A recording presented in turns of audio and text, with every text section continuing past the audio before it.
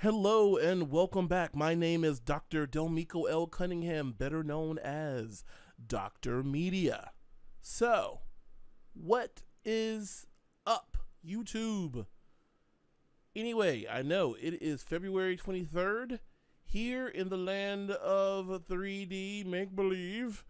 So, anyway, I know it's been a while since I posted my last video, but I have been very busy with developing. So, as we talked about before, I have taken a full-time position, so that has really taken up my time, but I'm completely happy with the development that we are doing over at Mitsubishi Electric. So I am doing some great things over there. So I really love the team over there and everybody else over at Mitsubishi, and just doing some, I know I keep saying great, but it really is. It's great work. Like it's challenging again. Like I've waited for a while to have things that challenge my mind again, and that's what I'm finding working with the great team over at Mitsubishi. So that's why I have not been uploading as many videos as I used to. So I'm sorry for that. I'm gonna try to do better, but I've been really tired here lately.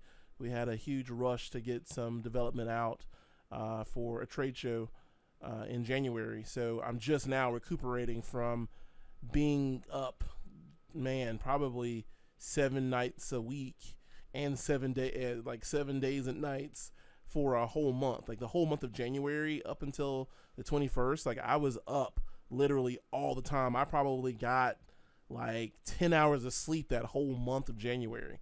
So I am kaput. So I'm just now getting my mind and my body back regulated to sleeping a normal sleep schedule and all those things like that. So this video, and this is a series that I want to do, and because it's a really quick and easy series to do, and I think it is something that's actually informative.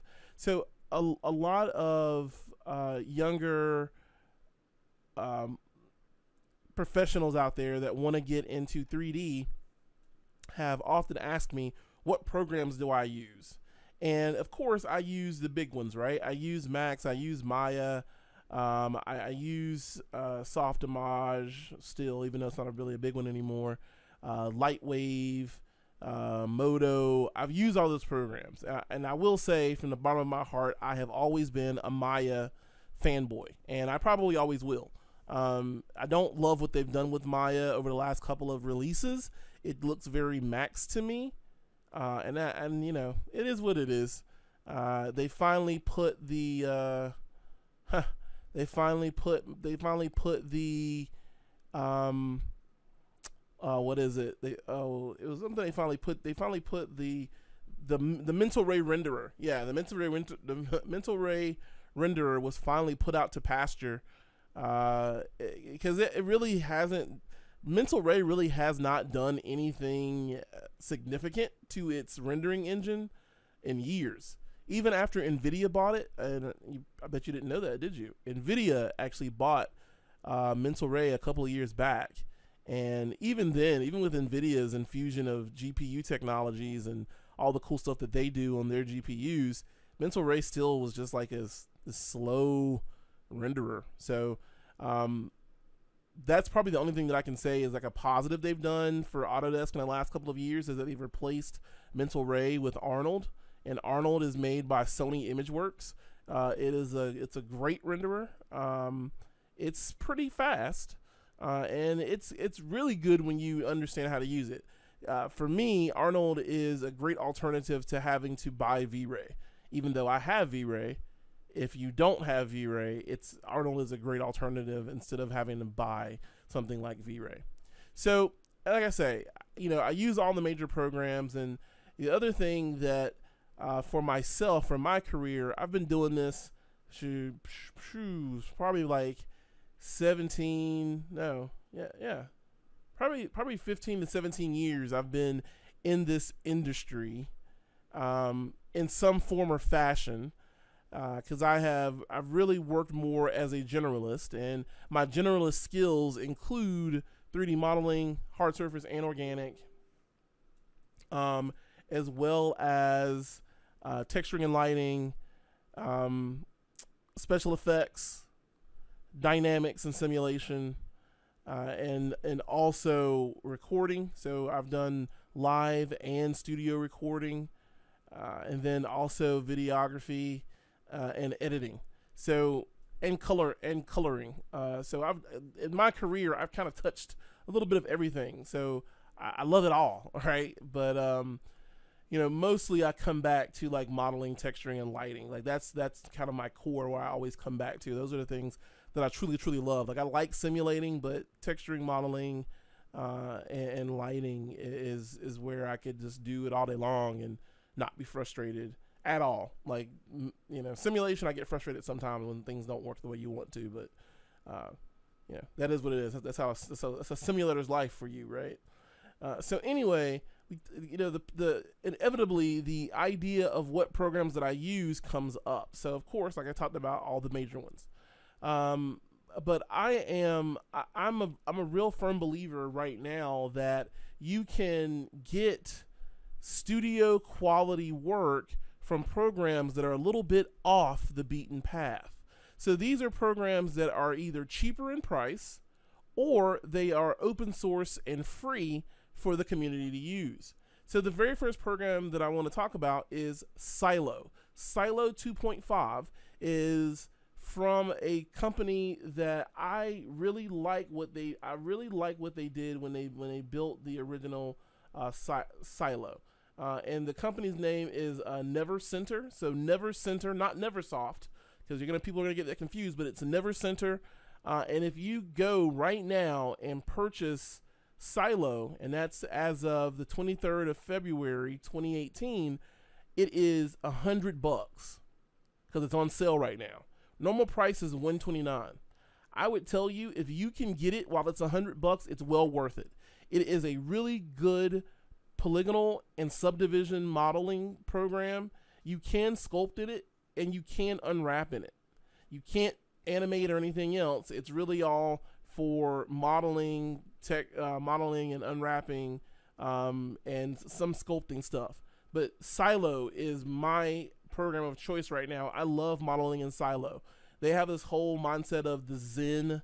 It's the Zen of 3D modeling, and I would have to agree. Where Maya can sometimes be over encumbered with menu after menu after menu after menu. Same thing with Max. It's got all these menus and everything else. With Silo, it's kind of just like, I'm going to sit down and model, and that's okay. I'm going to be very, very calm as I model. That's kind of how Silo has you when you finally learn the tool set and learn the keys. And it's an easier program to learn than most other programs. So that would be my first pick for a modeler. My second pick program would be 3D Coat. And 3D Coat is actually made by a company that makes 3D Coat. I think it's Pilgway. I believe that's the name of the company. I don't want to get that wrong. Let's make sure. I believe it's Pilgway though. Isn't that who makes it? Yeah, I'm right. Haha, I'm right. Pilgway. So Pilgway makes 3D Coat, and I know people are going to be like, well, 3D Coat, well, what does it do? Well, 3D Coat is a sculpting, it's a voxel sculpting or a polygonal sculpting package. So you can sculpt in voxels or you can sculpt in regular polygons. You can also unwrap models, or you can unwrap stuff inside of 3D Coat. You can retopologize your high poly sculpts inside of 3D Coat. And you can do PBR painting. So you can do photorealistic shader painting. Shaders, you can use those inside of here, and you can paint directly on your model inside of Coat. And you can also use P-Text. P-Text works inside of Coat. And also you can do subdivision painting inside of Coat. So I think I'm going to do a separate series or a separate little thing on why 3D Coat's amazing as a program. Now, I know a lot of people are going to be like, well, you could just use ZBrush for that, Dr. Cunningham. Like, Dr. D, why don't you just use ZBrush? Okay, I'll tell you why I don't choose ZBrush. The professional version of 3D Coat is $379 for Windows, Mac, or Linux, right? So for $379, I can get a painting program, a texturing program, unwrapping program, and a sculpting program for $379. Right? For Pixelogic's ZBrush, so ZBrush Z4R8, which is just out, it is $795 per user license. Now, back to Coat, if you are an amateur and you don't know if you want to fully go there with Coat, you can buy Coat for $99. Now, there are limitations with Coat if you buy it for $99. One, it's the amateur version. It's not commercial. It's not for commercial use. Two, it only outputs textures of 2048. And three, it will limit you to 7 layers if you're buying the amateur version. Now, if you step up, so that $99, you can buy the amateur version, get your feet wet, see if you really like it. And then after the fact, you can actually upgrade the amateur version to the pro version for another $280. So they make it basically the same price. So if you want to buy the lesser one and then upgrade later to the professional version, you can. It's going to cost you exactly the same. Well, actually, it'll cost you $1 more. I'm sorry. So it's $99 for the amateur version, and then to step up to take your license and upgrade it to professional, costs $280 to upgrade it to the professional version. So it's instead of $379, it's $380. $1. Yay, whoopee. But with the professional version of Coat, you also are able to use it commercially. You're able to output textures up to 16K. You can put out 16K textures. And then your layer amount is infinite. You can put as many layers on in your thing as you want, right? So that's pretty freaking awesome. They do have a 3D Coat printing version. It's a newer version. It only works for 3D printing, but it's $49 for the 3D printing version. Honestly, I would tell you just get the full professional version because you can still do 3D printing stuff with the professional version. Spend the whole $379, get the professional version. Now, the other thing that you could do is get a floating license that lets you install it on more than one machine. And if you had it on your laptop and your PC, you could have it on both. And when you're not using it on your PC, it would be active on your laptop. And when you're not using it on your laptop, it'd be active on your PC.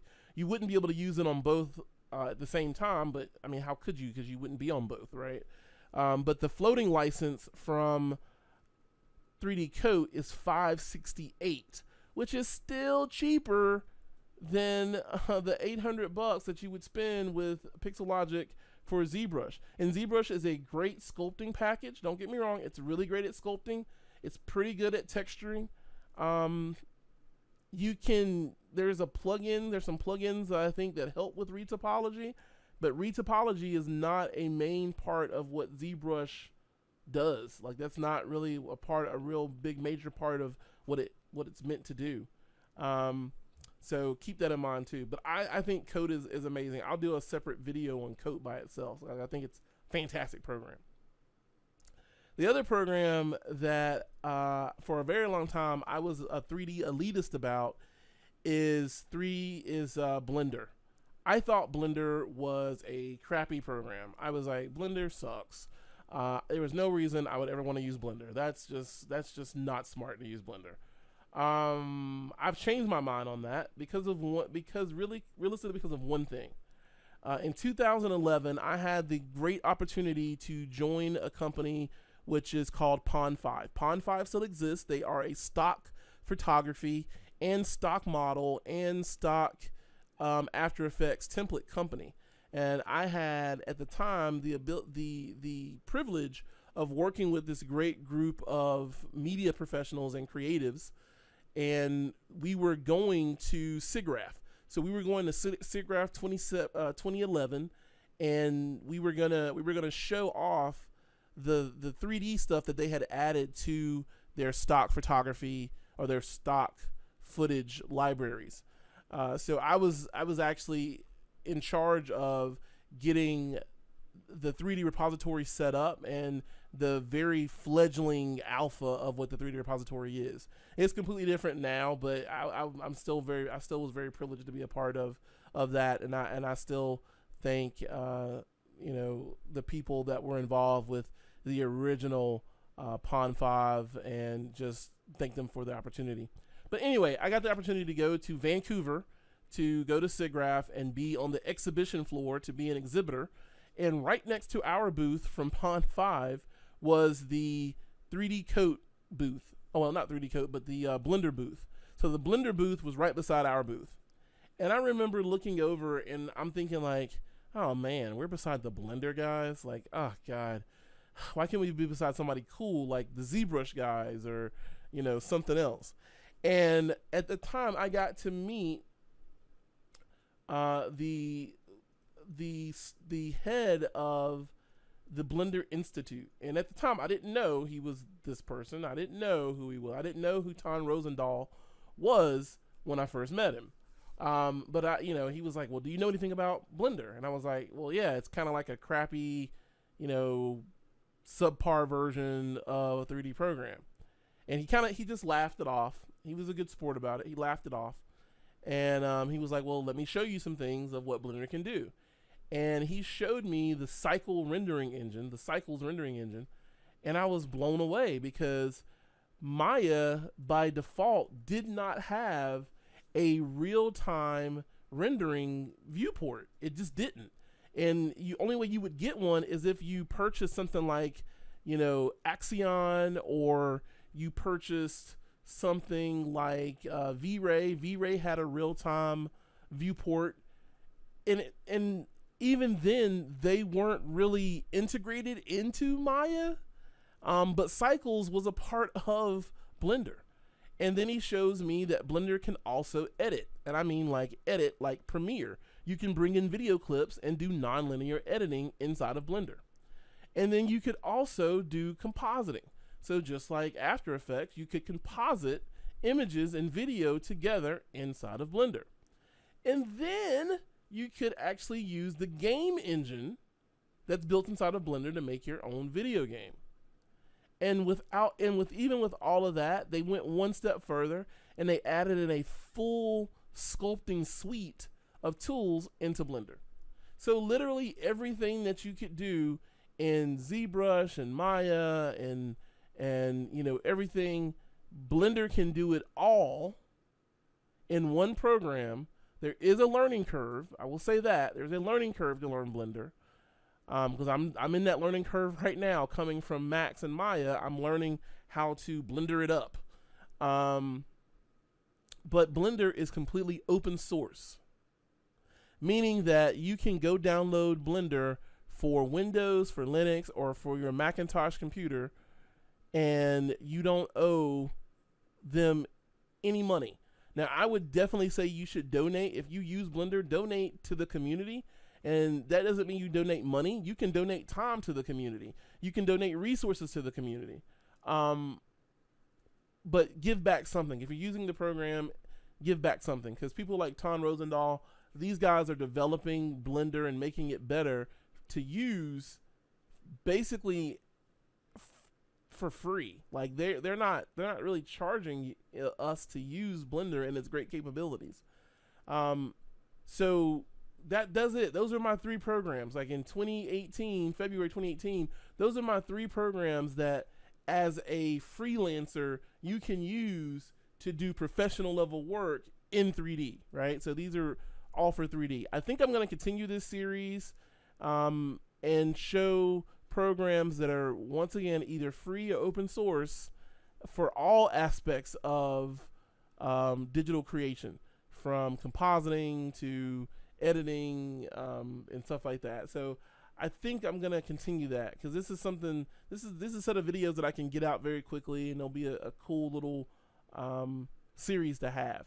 So hopefully you have enjoyed this, and I will put a link to all of the programs that I discussed in this video, where you can go look at them and either buy them or download them or try them. I know that 3D Coat has a trial version. I don't think that Silo has a trial version, But at $100 right now, February 23rd, right now the price is $100. Oh yeah, and Silo does have a free trial. It's a 7-day free trial. But I would say go ahead and just get it. Like just get it. Get it. Get it now. Anyway, I am Dr. Delmico L. Cunningham, better known as Dr. Media, and until next time, my digital mutants.